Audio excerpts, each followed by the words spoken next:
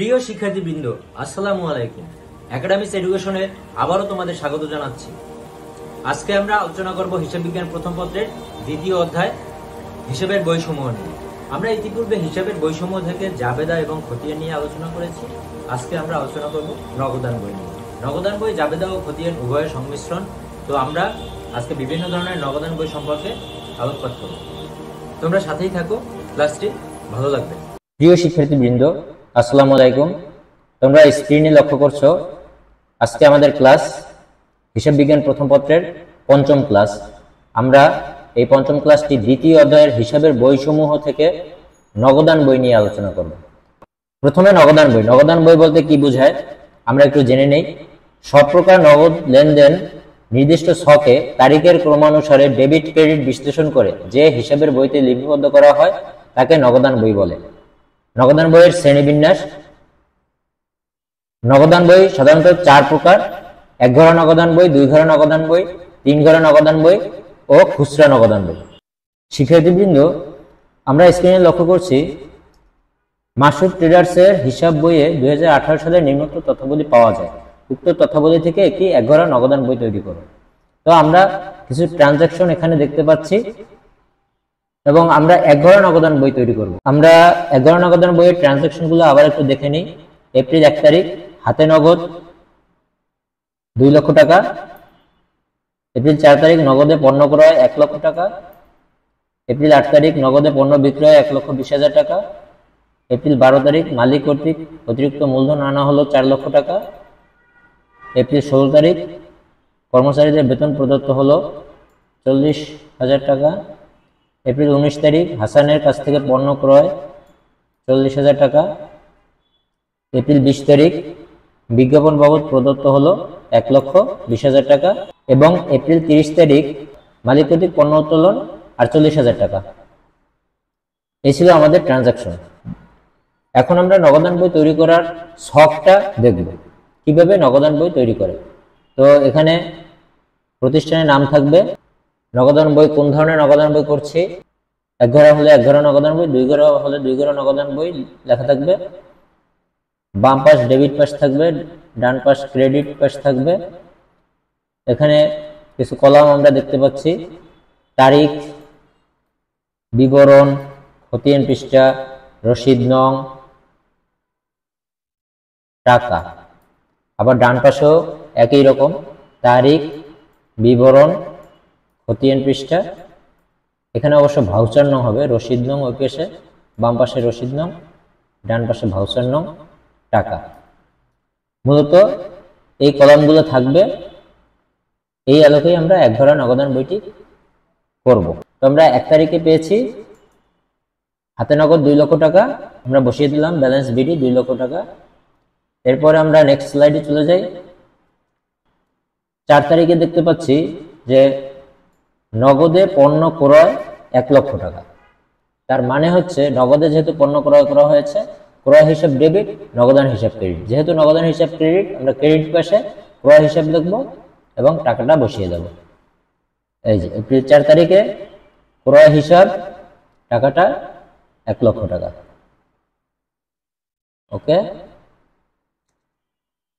তারপরে আমরা পরের ট্রানজাকশনে চলে যাই।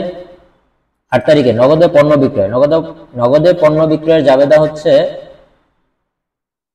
নগদান হিসাব ডেবিট, বিক্রয় হিসাব ক্রেডিট। যেহেতু নগদান হিসাব ডেবিট, অর্থাৎ ডেবিট পাশে বসবে, বিক্রয় হিসাবের নামটা হবে।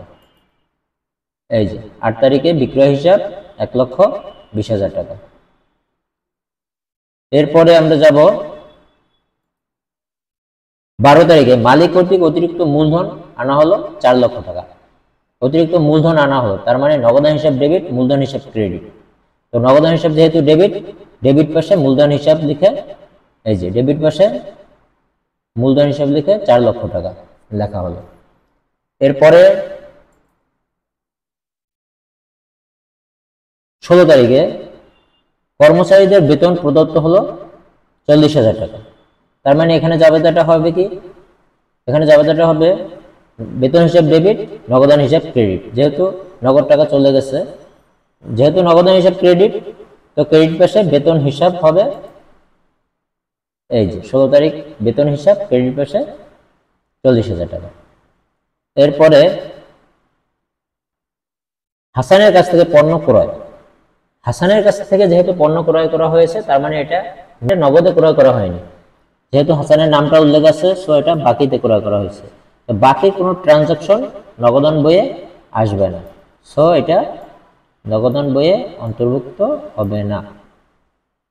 তারপর 20 তারিখে বিজ্ঞাপন বাবদ প্রদত্ত হলো 1,20,000 টাকা। বিজ্ঞাপন বাবদ প্রদত্ত হয়েছে তার মানে নগদ টাকা চলে গেছে, নগদান হিসাব ক্রেডিট হবে, বিজ্ঞাপন হিসাব ডেবিট হবে। যেহেতু নগদান হিসাব ক্রেডিট, তো ক্রেডিট পাশে বিজ্ঞাপন হিসাব লিখে 1,20,000 টাকা আসবে। এই যে বিজ্ঞাপন হিসাব 1,20,000 টাকা ক্রেডিট পাশে।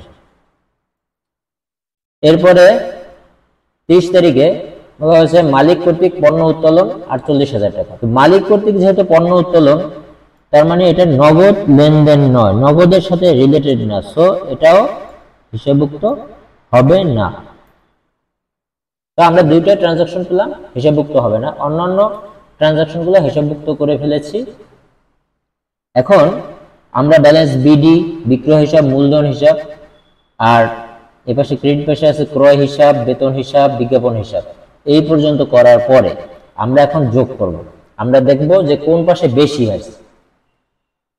তাহলে এই পাশে আছে 2 লক্ষ, 3 লক্ষ 20 আর 4 লক্ষ, 7,20,000 টাকা। এই পাশেই বেশি আছে।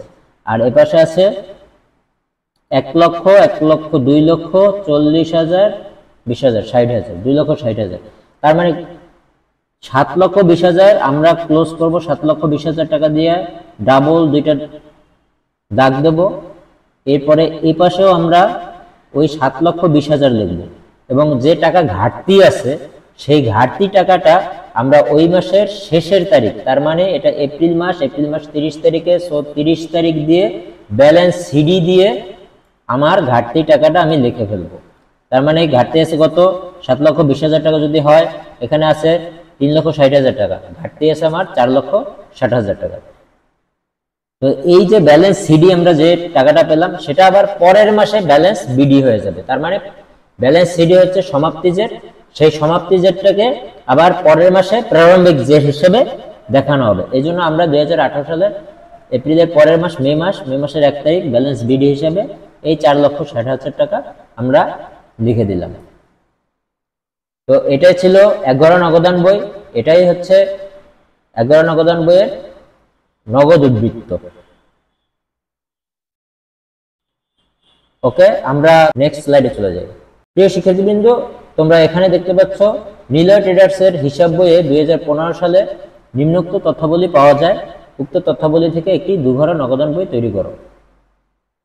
তো তথ্যাবলীগুলো কি আছে আমরা একটু শুরুতে চোখ বুলিয়ে নিই।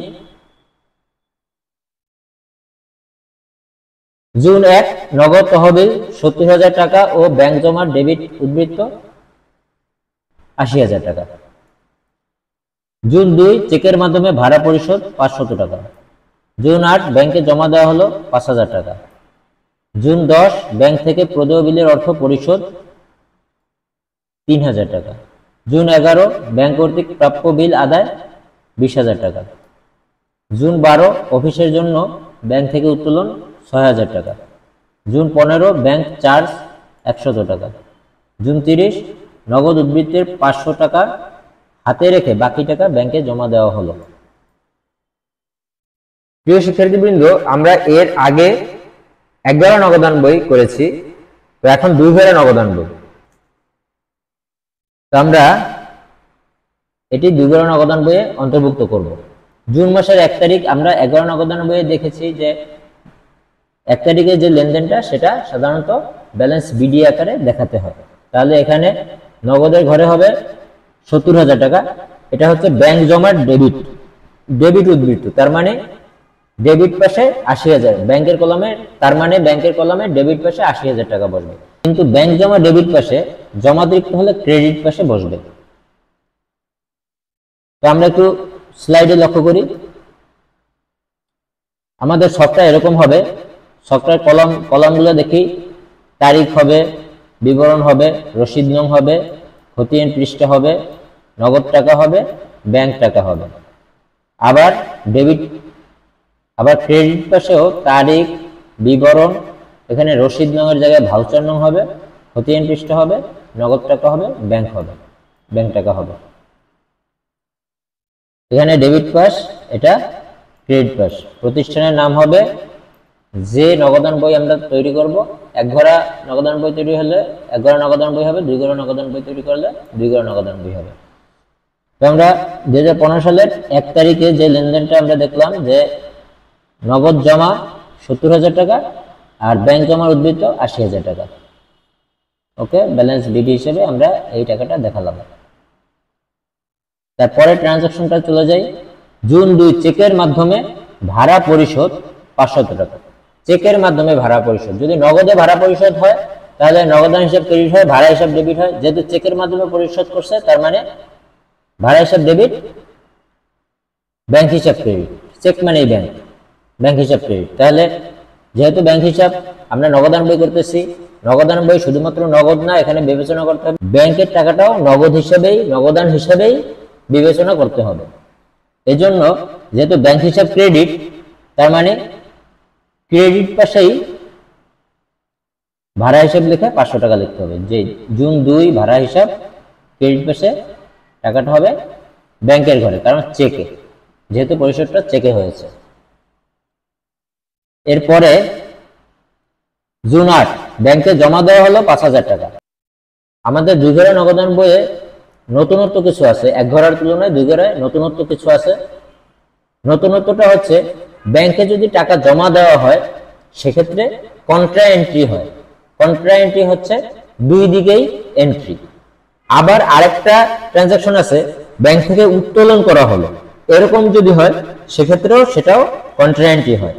কন্ট্রা এন্ট্রি কেন হয়? কন্ট্রা এন্ট্রি হয় ব্যাংকে জমা দেওয়া হলো, তার মানে এটা ব্যাংকে জমা দেওয়া হলো, এটা কোনো ধরনের পরিশোধ না, এটা ব্যাংকে আমার টাকাই রয়ে গেছে, এজন্য দুই দিকেই এন্ট্রিটা হবে। আবার ব্যাংক থেকে যদি অফিসের প্রয়োজনে উত্তোলন করে, সেটা আমার টাকাই আমার বিজনেসেই আসছে, তার মানে দুই দিকেই এন্ট্রিটা হবে। কিন্তু এই উত্তোলনটা যদি অফিসের প্রয়োজনে বা ব্যবসার প্রয়োজনে উত্তোলন না করে ব্যক্তিগত প্রয়োজনে উত্তোলন করা হয়, তাহলে সেই ট্রানজাকশনটা কন্ট্রা এন্ট্রি হবে না। তো আমরা দেখি 8 তারিখে বলা হয়েছে ব্যাংকে জমা দেওয়া হলো। ব্যাংকে জমা দিলে আমার জাবেদাটা কি হয়? ব্যাংক হিসাব হয় ডেবিট আর নগদান হিসাব হয় ক্রেডিট। তো আমরা ঠিক ওটা বিপরীতমুখী করে ফেলবো। ব্যাংক হিসাব যেহেতু ডেবিট, নগদান হিসাব ক্রেডিট, তো আমরা লিখবো কি? নগদান হিসাব ডেবিটে লিখবো, ব্যাংক হিসাব ক্রেডিটে লিখবো। আমরা লিখবো কি? নগদান হিসাব ডেবিট, টাকা হবে ব্যাংকে, ব্যাংক হিসাব ক্রেডিট, টাকা হবে নগদ। ঠিক উল্টা আমাদের জাবেদাটা কি হবে? ব্যাংকে জমা দেওয়া হলো, এটার জাবেদা কি হবে? জাবেদা হবে ব্যাংক হিসাব ডেবিট, নগদান হিসাব ক্রেডিট। ঠিক উল্টায় যদি আমরা করি তাহলে নগদান হিসাব যেহেতু ক্রেডিট, তো আমরা ক্রেডিট পাশে লিখবো ব্যাংক হিসাবের নাম, উল্টা নামটা লাগবে। আবার ব্যাংক হিসাব যেহেতু ডেবিট, তো আমরা ডেবিট পাশে লিখবো নগদান হিসাবের নামটা। আবার টাকার অ্যামাউন্টটাও চেঞ্জ হয়ে যাবে, উল্টো হয়ে যাবে। নগদান হিসাব লিখলে টাকাটা হবে ব্যাংকের ঘরে, আবার ব্যাংক হিসাব লিখলে টাকাটা হবে নগদের ঘরে। তো আমরা খতিয়ান পৃষ্ঠার মধ্যে যেহেতু কন্ট্রা এন্ট্রি, সেজন্য সি দিয়ে আমরা এটা চিহ্নিত করে দেব। সি, ইংলিশে সি লিখলেও হবে অথবা দন্তস্বয় রস্যি সি লিখলেও হবে।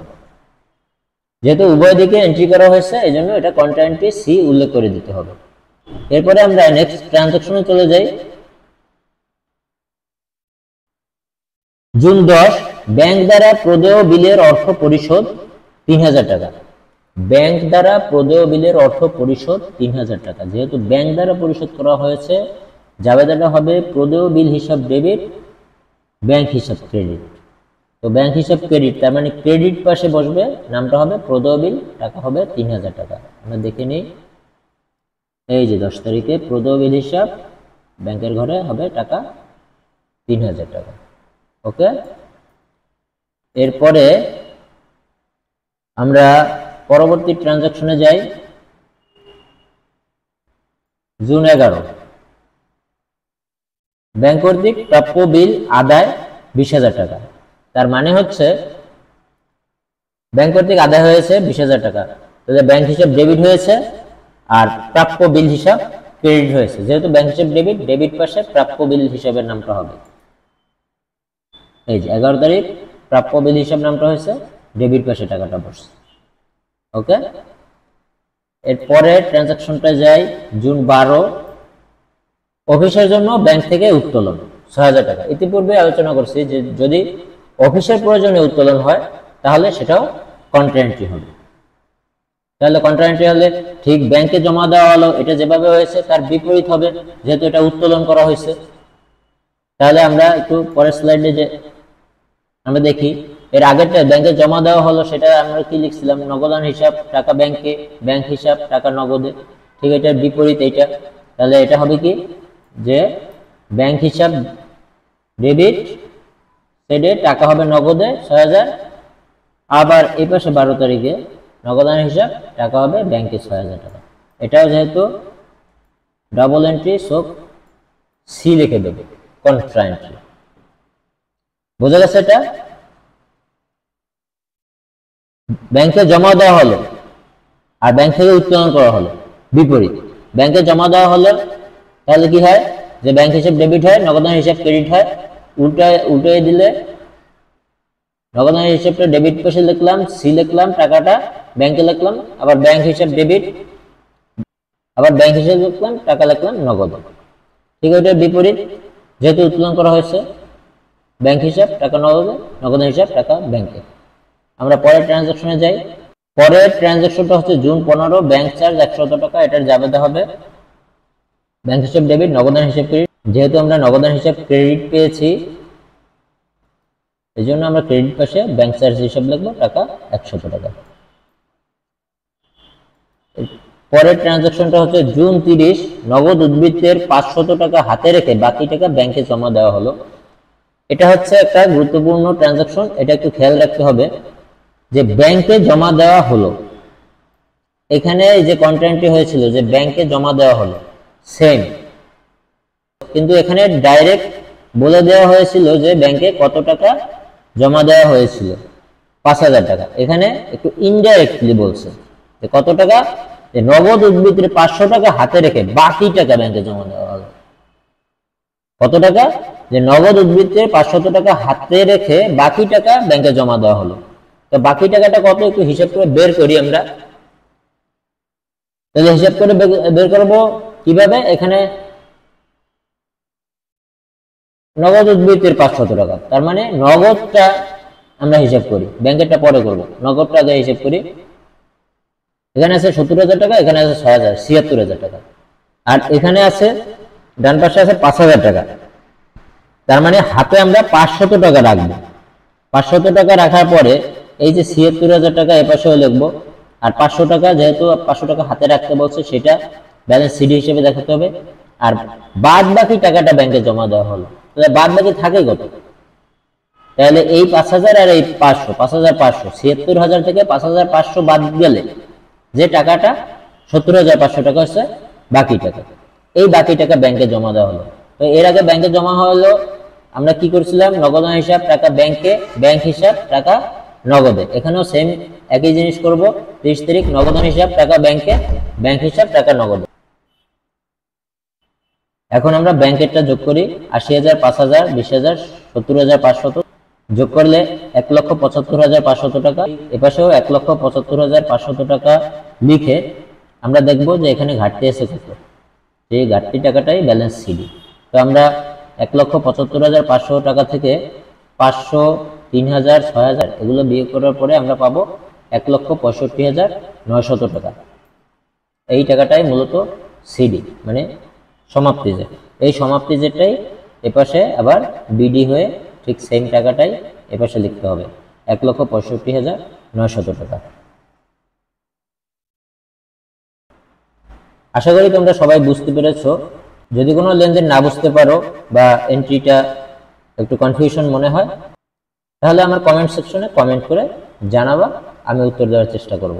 এরপরে আমরা পরের স্লাইডে চলে আসছি। রিয়াস ট্রেডার্সের হিসাব বইয়ে ফেব্রুয়ারি 1, 2014 তারিখে নগদ জমার উদ্বৃত্ত 10,000 টাকা এবং ব্যাংক জমার ক্রেডিট উদ্বৃত্ত 8,000 টাকা। তার অন্যান্য লেনদেন ছিল নিম্নরূপ। উক্ত তথ্যাবলী থেকে একটি 3 ঘর নগদান বই তৈরি করো। তো আমরা 3 ঘরে নগদান বই তৈরি করার আগে আমরা 3 ঘরে নগদান বই কখন করি একটু জেনে নেই। নগদান বইয়ের ডেবিট ও ক্রেডিট উভয় দিকে নগদ লেনদেন, ব্যাংক সংক্রান্ত লেনদেন এবং বার্তা সংক্রান্ত লেনদেন করা হলে ঠিক 2 ঘরে নগদান বইয়ে যেরকম ছক ছিল 3 ঘরে নগদান বইয়ে একই ছক, একটু চেঞ্জটা হয়েছে এখানে একটা প্রদত্ত বার্তার ঘর ডেবিট পাশে হয়েছে এবং এখানে একটা প্রাপ্ত বার্তার ঘর ক্রেডিট পাশে হয়েছে। এই দুইটা ঘর বৃদ্ধি পেয়েছে। আমরা একটু দেখি 1 তারিখে ব্যাংক জমার উদ্বৃত্ত 10,000 টাকা আর ক্রেডিট উদ্বৃত্ত মানে জমাতিরিক্ত, এটা ক্রেডিট পাশে যাবে ব্যাংক। আমরা ইতিপূর্বে 2 ঘরে নগদান বইয়ে আমরা দেখেছিলাম ব্যাংক জমার উদ্বৃত্ত, আর এখানে দেখতে পাচ্ছি ব্যাংক জমার ক্রেডিট উদ্বৃত্ত।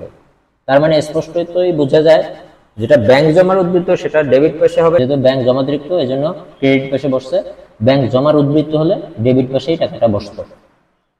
এরপরে 2 তারিখে 2 নম্বর ট্রানজাকশনটা দেখি, নগদে 15,000 টাকার মাল বিক্রয় করা হলো। এর জাবেদাটা কি হবে? নগদে যেহেতু বিক্রয় করা হয়েছে, নগদান হিসাব ডেবিট, বিক্রয় হিসাব ক্রেডিট। নগদান ডেবিট হওয়ার কারণে ডেবিট পাশে বিক্রয় হিসাবটা হয়, ডেবিট পাশে টাকাটা হবে। এই যে 2 তারিখে বিক্রয় হিসাব টাকাটা 15,000 টাকা ডেবিট পাশে বসছে। এরপরে 5 তারিখে রহিমের কাছ থেকে মাল ক্রয় 10,000 টাকা। রহিমের কাছ থেকে মাল ক্রয় করা হয়েছে 10,000 টাকা, তার মানে এটি নগদ লেনদেন নয়। সো এই লেনদেনটি নগদান বইয়ে অন্তর্ভুক্ত হবে না। 8 তারিখে করিমের কাছ থেকে চেক পাওয়া গেল 7,000 টাকা এবং সাথে সাথে ব্যাংকে জমা দেওয়া হলো। করিমের কাছ থেকে চেক পাওয়া গেছে 7,000 টাকা, সাথে সাথে ব্যাংকে জমা দেওয়া হয়েছে। এখানে আমরা এর আগে জেনেছি যে ব্যাংকে জমা দেওয়া হলে কন্ট্রা এন্ট্রি হয়, কিন্তু একজনের কাছ থেকে চেক নগদে পাওয়া গেল এবং সাথে সাথেই যদি ব্যাংকে জমা দেওয়া হয় তাহলে সেটা কন্ট্রা এন্ট্রি হবে না। 8 তারিখে আমরা একটু দেখি তাহলে এটার জাবেদাটা কি হবে। জাবেদাটা হবে করিমের কাছ থেকে চেক পাওয়া গেল। চেক পাওয়া গেল মানে হচ্ছে ব্যাংক হিসাব ডেবিট, করিম হিসাব ক্রেডিট বা দেনাদার হিসাব ক্রেডিট। চেক পাওয়া গেছে তার মানে হচ্ছে দেনাদারের কাছ থেকে চেক পাওয়া গেছে। এখানে 8 তারিখে প্রাপ্য হিসাব, ব্র্যাকেটে করিম কথাটা লিখে দিলে ভালো হয়, না লিখলেও সমস্যা নেই। প্রাপ্য হিসাব টাকাটা হবে ব্যাংকে, যেহেতু চেক পাওয়া গেছে। চেক পাওয়ার সাথে সাথে ওই দিনে যদি ব্যাংকে জমা দেওয়া হয় তাহলে কন্ট্রা এন্ট্রি হবে না। এরপরে ট্রানজাকশনটা হচ্ছে কি 10 তারিখে নগদে পণ্য ক্রয় 10,000 টাকা। নগদে পণ্য ক্রয় করা হয়েছে, তার মানে ক্রয় হিসাব ডেবিট, নগদান হিসাব ক্রেডিট। নগদান হিসাব যেহেতু ক্রেডিট, ক্রেডিট পাশে ক্রয় হিসাবের নাম হবে, টাকা নগদে হবে। ক্রয় হিসাব টাকাটা হবে 10,000 টাকা নগদে। এরপরে ট্রানজাকশনে চলে যাই। 12 তারিখে ব্যাংকে জমা দেওয়া হলো 14,000 টাকা, এটা সলিড, এটা কন্ট্রা এন্ট্রি হবে। এর আগেও আমরা এটা করেছি। ব্যাংকে জমা দেওয়া হলে নগদান হিসাব ডেবিট হবে, টাকাটা হবে ব্যাংকে, আবার ব্যাংক ক্রেডিট পেশে ব্যাংক হিসাব হবে, টাকাটা হবে নগদে। যেহেতু এটা কন্ট্রা এন্ট্রি, সি কথাটা লিখে দিতে হবে। এরপরে ট্রানজাকশনে চলে যাই। 14 তারিখ মালিক কর্তৃক পণ্য উত্তোলন 3,000 টাকা। মালিক কর্তৃক পণ্য উত্তোলন করছে, মালিক কর্তৃক পণ্য উত্তোলন 3,000 টাকা। এটার সাথে নগদের কোনো যোগ সাজস নাই, তো এই ট্রানজাকশনটাও নগদান বইয়ে আসবে না। 14 তারিখে কোনো টার্ম নগদান বইয়ে নেই। এরপরে 23 তারিখে রহিমের পাওনার পূর্ণ নিষ্পত্তিতে 9,500 টাকা প্রদান করা হলো। তার মানে 5 তারিখের যে ট্রানজাকশনটা ছিল রহিমের কাছ থেকে মাল ক্রয় 10,000 টাকা, এটা কিন্তু আমরা হিসাবভুক্ত করিনি। কারণ কি? কারণ এটা নগদে লেনদেন ছিল না। কিন্তু এখন ওই ট্রানজাকশনটাই নগদে হয়েছে, তাহলে কি বলা হয়েছে যে রহিমের পাওনার পূর্ণ নিষ্পত্তিতে ৯৫০০ টাকা প্রদান করা হলো। তার মানে রহিমের কাছ থেকে মাল ক্রয় ছিল ১০,০০০ টাকা, সেই ১০,০০০ টাকা পূর্ণ নিষ্পত্তিতে ৯৫০০ টাকা প্রদান করা হয়েছে। তার মানে বাকি ৫০০ টাকা রহিমের কাছ থেকে বাট্টা পাওয়া গেছে। প্রদেয় হিসাব ব্র্যাকেটে রহিমের নামটা দিয়ে দেওয়াই ভালো। টাকাটা হবে নগদে ৯৫০০ টাকা, কিন্তু আমরা ক্রয় করছিলাম কিন্তু ১০,০০০ টাকা, বাকি ৫০০ টাকা প্রাপ্ত বাট্টার ঘরে আমরা লিখে দেব। এটা হবে প্রাপ্ত বাট্টার ঘর। তার মানে যে টাকাটা আমরা বাট্টা পাবো সেই টাকাটা হচ্ছে এই ঘরে হবে, আর যে টাকাটা আমরা বাট্টা দিব সেটা হচ্ছে প্রদত্ত বাট্টার ঘরে হবে। ক্লিয়ার? এরপরে নেক্সট ২৫ তারিখে বেতন প্রদান ৩,০০০ টাকা এবং চেকে ভাড়া প্রদান ৪,০০০ টাকা। বেতন প্রদান ৩,০০০ মানে এটা নগদে বেতন প্রদান, আর চেকে ভাড়া প্রদান যেহেতু প্রদান করছে ক্রেডিট পেশা হবে। এই যে ২৫ তারিখে বেতন হিসাব ৩,০০০ টাকা নগদে, আর ভাড়া হিসাব ৪,০০০ টাকা ব্যাংকে।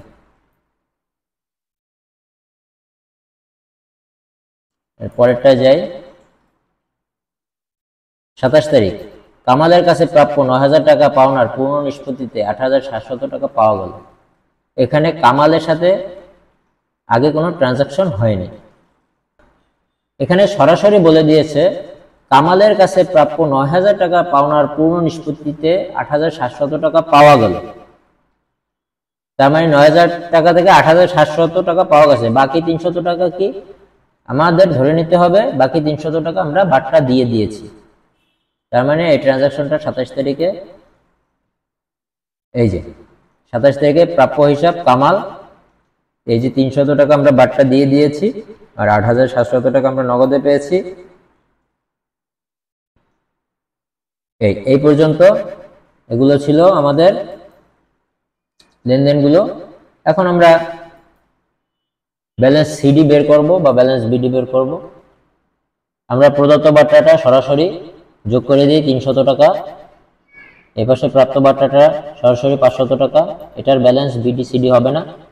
নগদ টাকাটা যোগ করি, নগদ টাকাটা যোগ করলে নগদ ১০,০০০ টাকা, ১৫,০০০ টাকা, ৮,৭০০, ২,৮০০, টোটাল হচ্ছে ৩৬,৫০০ টাকা। ঠিক সেম টাকাটা ৩৬,৫০০ এখানে বসাবো। ৩৬,৫০০ বসানোর পরে ৩৬,৫০০ থেকে ৩৬,৫০০ টাকা বসানোর পরে ৩৬,৫০০ টাকা থেকে এই টাকাগুলো বিয়োগ করব। ১০,০০০, ১৪,০০০, ৯,৫০০ টাকা, ৩,০০০ টাকা। তার মানে এখানে যোগ করলেও ৩৬,৫০০ টাকাই হয়। তার মানে হচ্ছে ব্যালেন্স সিডি নগদের ঘরে কোনো অ্যামাউন্ট থাকবে না, ব্যালেন্স বিডিতেও নগদের ঘরে কোনো অ্যামাউন্ট থাকবে না। এবার ব্যাংকের কলামটা যোগ করি। ১৪,০০০ আর এই ৭,০০০, ১৪,০০০ আর এই ৭,০০০, ২১,০০০ টাকা। এপাশে ২১,০০০ টাকা লেখার পরে আমরা এটা ২১,০০০ থেকে ৮,০০০ আর ৪,০০০ বিয়োগ করি, তাহলে ঘাটতি থেকে কত? ৯,০০০ টাকা। এই ৯,০০০ টাকা হচ্ছে আমাদের ব্যালেন্স সিডি, তার মানে সমাপ্তি জেট।